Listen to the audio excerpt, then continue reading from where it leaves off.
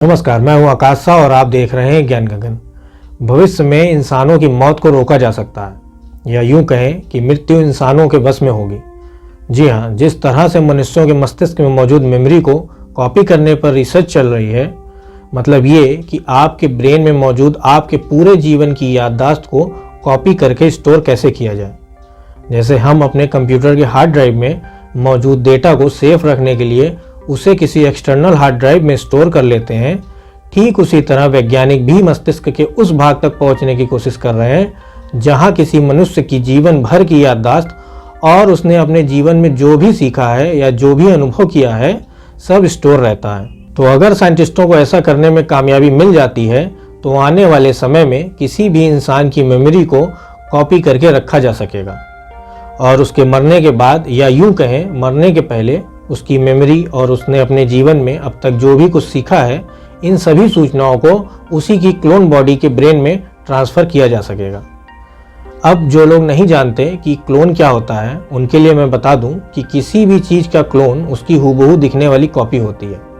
इसी तरह बॉडी यानी शरीर की भी क्लोनिंग की जाती है, जिसके लिए शरीर में मौजूद डीएनए का प्रयोग किया जाता है।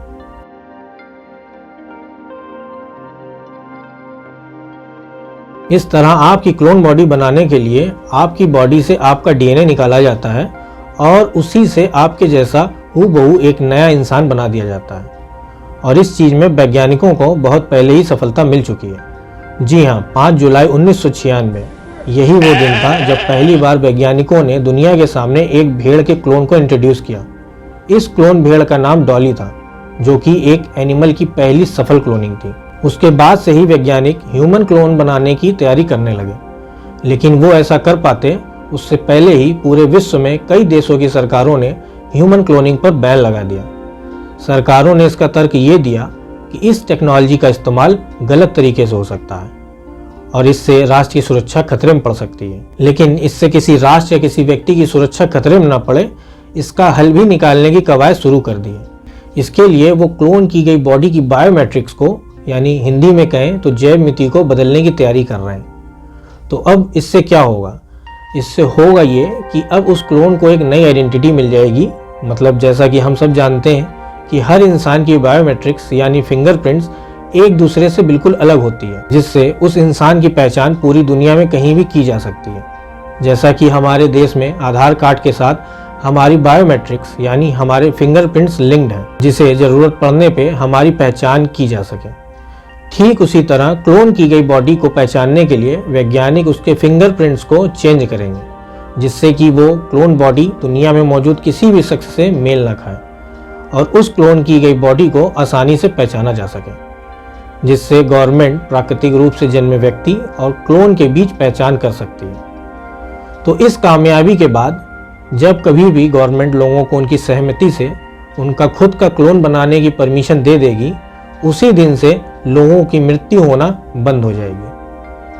अब किस तरह से इंसान ऐसा कर पाने में सक्षम होगा, ये कैसे होगा, वो भी समझ लीजिए। जब हम अपनी युवावस्था में होंगे तब हम अपनी क्लोन बॉडी को बनाने का ऑर्डर दे देंगे, जिससे कि आपकी वृद्धावस्था आते आते आपकी क्लोन की गई बॉडी जवानी का रूप लेने लगेगी। सपोज कि आपने 30 की उम्र में अपने क्लोन का ऑर्डर दे दिया, तो जब आप 60 के हो रहे होंगे तब आपके क्लोन की उम्र 30 की हो रही होगी। मतलब क्लोन अब वैसा ही दिखेगा जैसा कि आप 30 की उम्र में दिखते थे। आपकी क्लोन बॉडी हूबहू वैसी ही दिखने लगेगी। तो अब प्रश्न ये उठता है कि आखिर ये क्लोन की गई बॉडी 30 साल तक डेवलप कैसे होगी, क्योंकि हम तो माँ के गर्भ से 6 फीट के तो पैदा नहीं हुए थे। तो इसके लिए मानव निर्मित गर्भ यानी आर्टिफिशियल यूट्रस का इस्तेमाल किया जाएगा।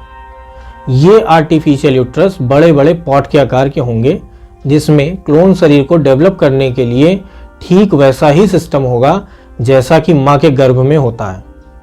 बस फर्क सिर्फ इतना होगा कि इसमें क्लोन की जा रही बॉडी को एक लंबे समय तक डेवलप किया जा सकेगा। और आपको ये जानकर हैरानी होगी कि इसकी भी शुरुआत हो चुकी है। हाल ही में एक्टोलाइफ नाम की जर्मन कंपनी ने दुनिया का पहला आर्टिफिशियल यूट्रस दुनिया के सामने पेश कर दिया है, जिसे कंपनी ने एक्टोलाइफ पॉड नाम दिया है।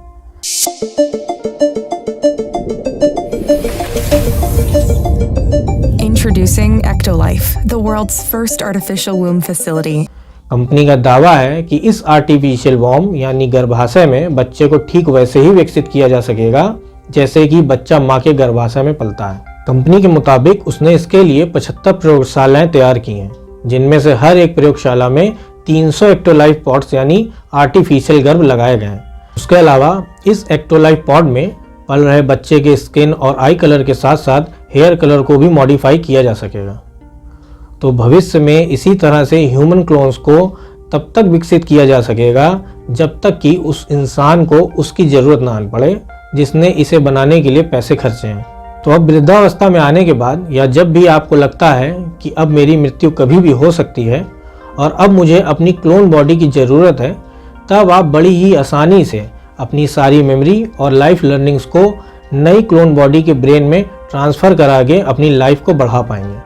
इसके अलावा आप अपने ब्रेन डेटा का बैकअप लेकर भी स्टोर करवा पाएंगे, जिससे कि दुर्घटना में मृत्यु होने की कंडीशन में भी आप अपने जीवन को आगे बढ़ा पाएंगे। और इसी तरह हर बार समय समय पर आप नई क्लोन बॉडी में ट्रांसफ़र होते रह सकते हैं जब तक आप चाहें। इससे आप अपने प्रियजनों के साथ हमेशा के लिए रह सकते हैं। लेकिन अब यहाँ एक नई समस्या जन्म लेने लगेगी और वो होगी इंसानी आबादी की, क्योंकि अब मनुष्यों का मरना करीब करीब बंद हो जाएगा, जिससे आबादी बढ़ने जैसी समस्या पैदा हो जाएगी। तो आखिर इस समस्या से इंसान कैसे निपटेगा और क्या होगा जब दादा, पापा और बच्चा सब एक ही उम्र के हो जाएंगे? तो इसे जानने के लिए देखिए इस वीडियो का दूसरा पार्ट, जिसे आप मेरी फ्यूचर साइंस नाम की प्लेलिस्ट से भी देख पाएंगे। यहाँ मैं आपको एक और बात बताना चाहूँगा कि ये सारी बातें जो मैंने आपको बताई, इस पर शोध कार्य तो चल रहे हैं, लेकिन हो सकता है कि हम अपने जीवन काल में ये सब होता देख ना पाएं। जैसे लियोनार्डो दा विंची ने हवाई जहाज की कल्पना तो सन 1480 में ही कर ली थी, लेकिन विंची और उनके बाद आने वाली कई पीढ़ियां हवाई जहाज नहीं देख पाई। लेकिन आज हम हवाई जहाज में बड़ी ही आसानी से उड़ान भर रहे हैं। ठीक उसी तरह ये कोई कोरी कल्पनाएं नहीं है, क्योंकि इन बातों के पीछे एक वैज्ञानिक आधार है जिनसे इसके साकार होने की प्रबल संभावना है। तो मेरी फ्यूचर साइंस की वीडियो से आप भविष्य में साइंस एंड टेक्नोलॉजी की वजह से होने वाले बदलावों को जान पाएंगे, या यूं कहूं कि आपको भविष्य की ऐसी बातों को जानने का मौका मिलेगा जिसे इससे पहले आपने कहीं भी नहीं सुना होगा। तो अगर ये वीडियो आपको पसंद आई तो वीडियो को लाइक करें और चैनल को सब्सक्राइब कर लें, इससे वीडियो के सेकंड पार्ट का नोटिफिकेशन आपको मिल सके। तो चलिए मिलते हैं वीडियो के सेकंड पार्ट में और जानते हैं आगे के बारे में। तब तक के लिए धन्यवाद।